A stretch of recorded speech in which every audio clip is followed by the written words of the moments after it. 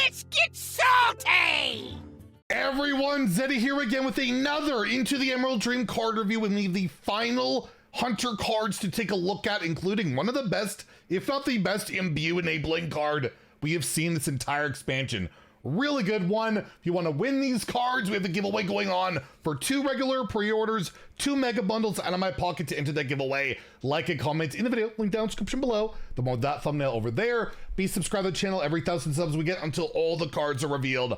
I will add another mega bundle, so hit that sub button. Make me go Baroque. So yes, Hunter, an imbue class. Reminder, their Hunter hero power that they will imbue into will be, well, 2 mana, and I believe you give a random beast in your hand, plus 1 attack. It costs 1 less. Every time you imbue it, the attack and the mana sheet will go up, which is pretty good, pretty good. So let's take a look at a card that will really help that out. The Exotic Hound Master. This is such a good card. Like, this is so good. 2 mana, 2/2, Battle Cry, draw a beast, so something for you to imbue right out the gate if you're not holding a beast, and you imbue your hero power. So you have a tutored card draw, you get to upgrade your hero power, you get a 2/2 on the board.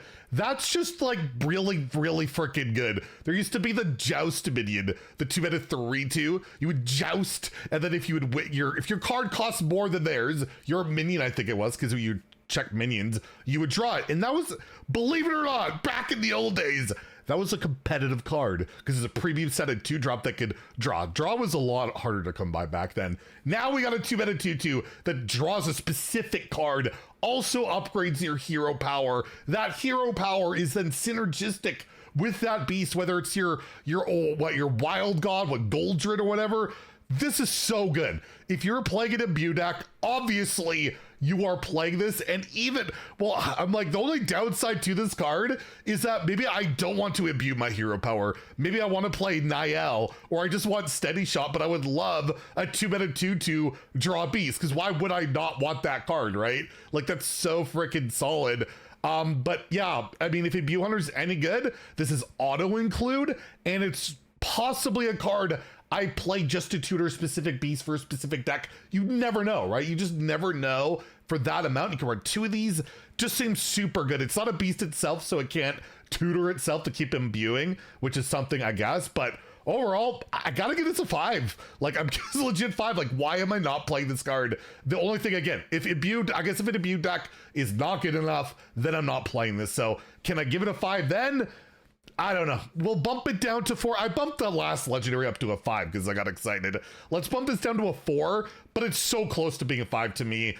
4 to 5 in standard, and in wild, where I don't think Imbue Hunter is going to be a thing. I don't think you have the time to hero power. You do have like tour guides, and you can do stuff with the Stormwind quest if you really want to. Like, you know, Mark will do some stuff with the Stormwind quest because you can make things repeat into 0, and you can make that be your imbue hero power. But overall, probably not competitive enough. But still, drawing a beast is pretty rad. It just, yeah, you do destroy your hero power depending on what you want to do. So in wild, they'll give it a 2, but yeah, Imbue Hunter has one really good card and a really good signature to go with it too. Gotta say, the signatures this set, so freaking good. Just hope they're not insanely expensive. Oh wait, of course they will be, and I'll be buying them. I'm the problem. Blame Zeddy. Can I get some blame Zeddy in the comments down below?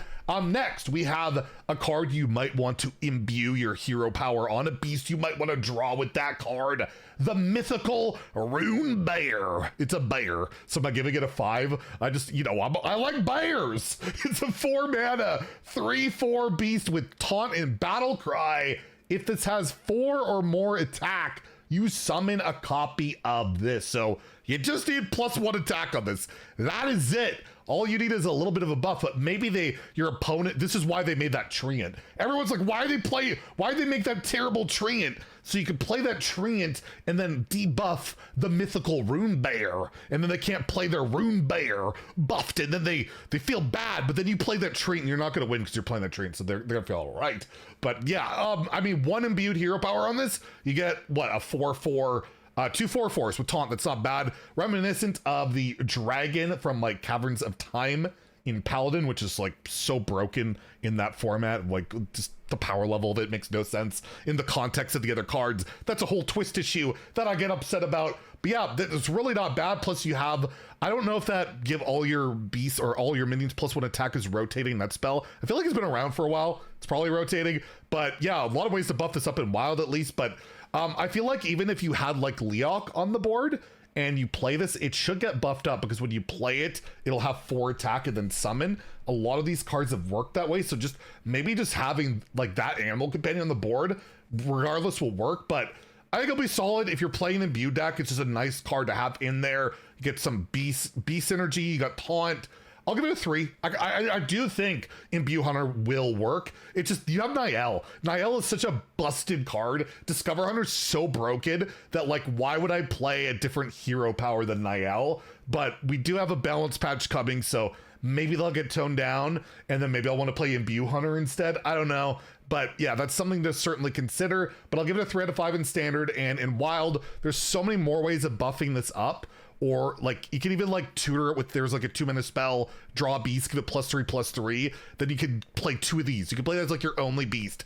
And then you have like a 6/7, 2 6/7s and taunt to play on turn 4. In Wild, it's probably not good enough, but you can see the things you can do in Wild in comparison, right? So you got Warpletinger, which you can already do that for 1 mana, and that's not good enough. So I'll give it a 2 for Wild, but there is certainly a lot of implications for that format. And then lastly, the final card here, beautiful artwork, the Verdant Dream Saber. This is a 5 mana 4/7 beast with Battle Cry. If this costs 3 or less, attack 2 random enemy minions. I got B-roll for this, and I'm gonna show it because it's cool. So this is what it looks like.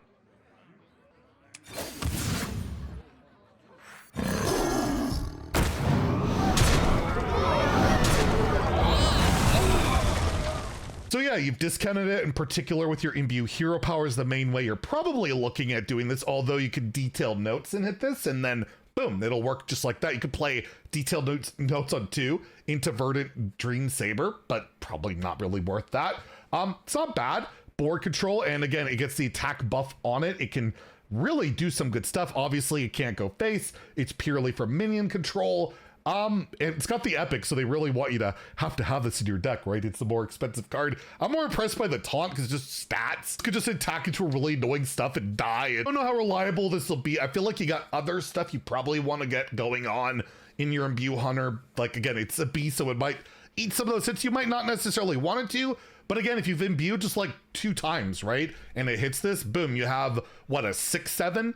If you've imbued twice, a 6/7, and it's 3 mana, that's an ogre. It's really, really good stats for the cost that can attack some stuff. So there's some consideration for it, but it really has to be discounted. I'm not playing a 5 mana 4/7 do nothing ever. That's not happening. So a really conditional thing that I feel like the payoff is not particularly amazing, but can be in certain spots. I'll give it a 2 out of 5. Don't know if this is really the beast I want to be hitting with my Imbue stuff, but I feel like Imbue will definitely be hitting certain beasts and doing some really gross stuff. I just don't think Verdant Dream Saber is a part of that grand vision. So I'll give it a 2 out of 5 in Standard, in a 1 in Wild, where barely anybody plays minions, and if they do, they just go face, and they don't care if they die by the time this could even get going. So there you go, all the Hunter cards. That should be all the reviews for today. I believe oh no, we're getting close to like Paladin and Rogue, or not sure what's tomorrow. If it's Rogue, we're gonna be ready to Zeddy rant. Well, we'll see. Anyways, if you enjoyed the video, please like and subscribe. Have a great day and stay salty, my friends.